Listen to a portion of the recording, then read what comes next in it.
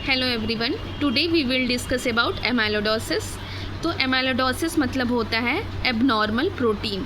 एमाइलोडोसिस कोई single disease नहीं होता है, बल्कि ये पैथोफिजियोलॉजिकल प्रोसेस है जहाँ पे जो नॉर्मल सॉल्युबल प्रोटीन होती हैं वो कन्फर्मेशनल चेंजेस के होती हैं और misfolded into insoluble abnormal aggregate that deposit in extra cellular space of organ and tissue. मतलब क्या होता है, नॉर्मली जो प्रोटीन होती हैं, ठीक है, जो नॉर्मली प्रोटीन होती हैं वो नॉर्मल फंक्शन कर रही हैं, लेकिन अगर किसी वजह से ये प्रोटीन मिसफोल्डेड हो जाती हैं यानी एबनॉर्मल हो जाती हैं तो वो डिस्ट्रॉय हो जाती हैं। ये नॉर्मल फेनोमेना होता है। लेकिन अगर ये मिसफोल्डेड प्रोटीन जो होती हैं वो डिस्ट्रॉय नहीं हो रही हैं तो क्या होता है, मिसफोल्डेड प्रोटीन जो होती है ओवर प्रोडक्शन हो जाता है, यानी पैथोजेनेसिस में ये जो over production of misfolded protein है, ठीक, या फिर म्यूटेशन हो जाता है उसमें, तो ये क्या हो जाती है, एमाइलॉइड डिपोजिशन हो जाता है। ये एक्स्ट्रा सेलुलर स्पेस जो होती है ऑर्गन या टिश्यू में, वहाँ पे जाके ये misfolded protein abnormal protein deposit हो जाती हैं, जिसी को एमाइलोडोसिस कहते हैं। और टाइम के साथ क्या होता है, ये डिपोजिशन जो होती है इसकी वजह से लोकलाइज्ड टिश्यू इंजरी भी हो जाती है, या फिर प्रेशर एट्रोफी हो सकता है, या सिस्टमिक ऑर्गन फेल्योर भी हो सकता है। तो पैथोजेनेसिस में है over production of misfolded protein, mutated protein with increase misfolding. In short में हम कह सकते हैं जो मिसफोल्डेड प्रोटीन होती हैं वो डिस्ट्रॉय नहीं हो रही हैं, एक्यूमुलेटेड हो जाती हैं, और कहाँ पे, extra cellular fibrillar protein deposition होता है, ठीक है, group of condition with extra cellular fibrillar deposition, जिसको हम क्या कहते हैं, एमाइलोडोसिस। तो एमाइलॉइड प्रोटीन जो होता है नॉन ब्रांचिंग फिब्रिल्स होती हैं। तो एमाइलॉइड प्रोटीन में दो तरीके से होती हैं, ये कंपोनेंट होती हैं 5% और फिब्रिलर प्रोटीन जो होती है 95% होती हैं। तो इन्हीं का डिपोजिशन होता है जिसकी वजह से एमाइलोडोसिस होती है। अब हम देखेंगे जो एमाइलोडोसिस की क्लासिफिकेशन है तो 3 तरीके की होती हैं। या तो एक जनरलाइज है जिसको हम सिस्टमिक भी कहते हैं, दूसरा है लोकलाइज, तीसरा है हेरिडेटरी और फैमिलियल। तो जो जनरलाइज्ड होता है, सिस्टमिक होती हैं, वो 2 तरीके की होती हैं, प्राइमरी एमाइलोडोसिस और सेकेंडरी, ठीक है। प्राइमरी जो होती है वो मोस्ट कॉमन होती हैं। तो एमाइलोडोसिस देखने से पहले एक और है ट्रांसथायरेटिन प्रोटीन। इनका क्या होता है, जब अगर ओवर प्रोडक्शन हो जाता है तो क्या होता है, सेनाइल सिस्टमिक एमाइलोडोसिस, ठीक है, और म्यूटेशन अगर हो जाता है तो उसको हम कहते हैं फैमिलियल एमाइलोडोटिक पॉलीन्यूरोपैथी यानी FAP। तो ठीक है, अब है प्राइमरी एमाइलोडोसिस। तो प्राइमरी एमाइलोडोसिस जो होती है मोस्ट कॉमन एमाइलोडोसिस कौन सी होती हैं, वो प्राइमरी होती हैं। तो जो प्राइमरी एमाइलोडोसिस होती है ये जो होती है प्लाज्मा सेल डिस्क्रेजिया में दिखती हैं, ठीक है। इनका जो केमिकल नेचर होता है AL होता है, L का मतलब लाइट चेन, यानी AL का मतलब एमाइलॉइड लाइट चेन।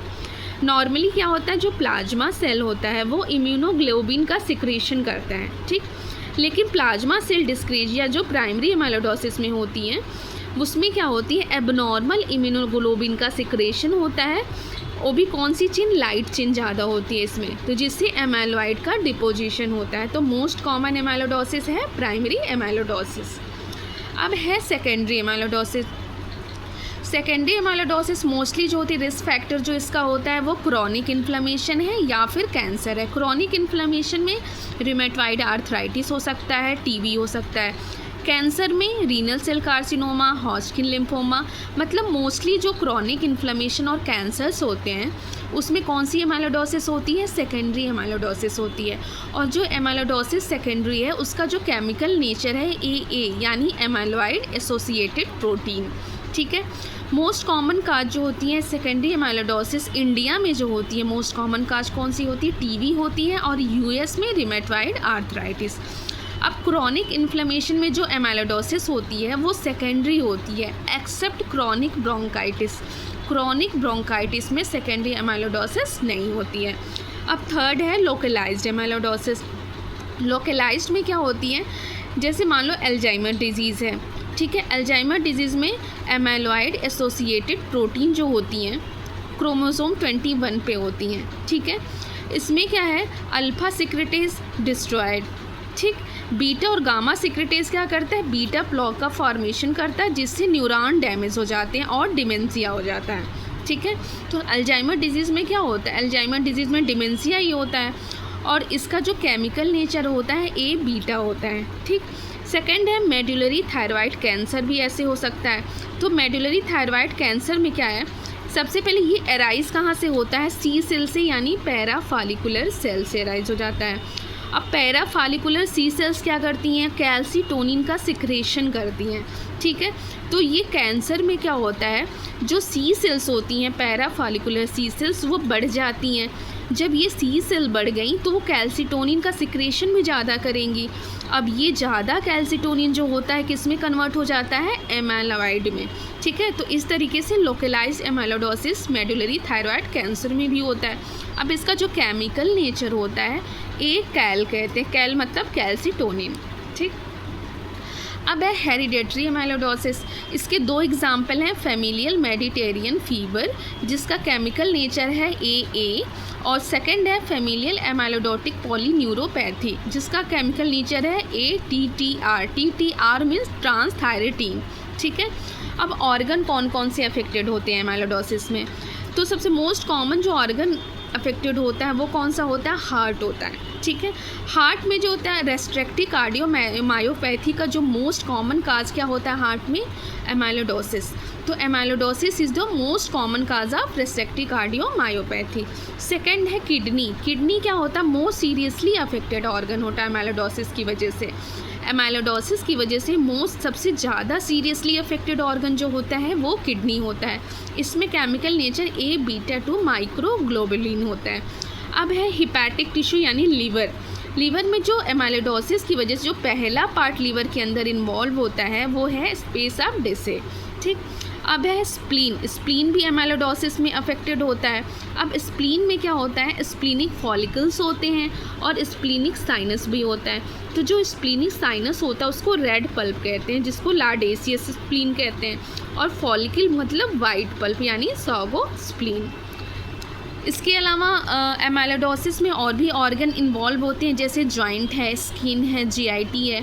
तो जॉइंट में क्या होता है, अगर रिस्ट जॉइंट इन्वॉल्व होता है तो कार्पल टनल सिंड्रोम कहते हैं, ठीक। स्किन में क्या होता है, पिंच पर प्यूरा होता है, इसको क्या कहते हैं, पेरीवैस्कुलर एरिया। वेसल्स के जो वैस्कुलर एरिया होती है उसके चारों तरफ की एरिया इन्वॉल्व हो जाती है स्किन में एमाइलोडोसिस की वजह से।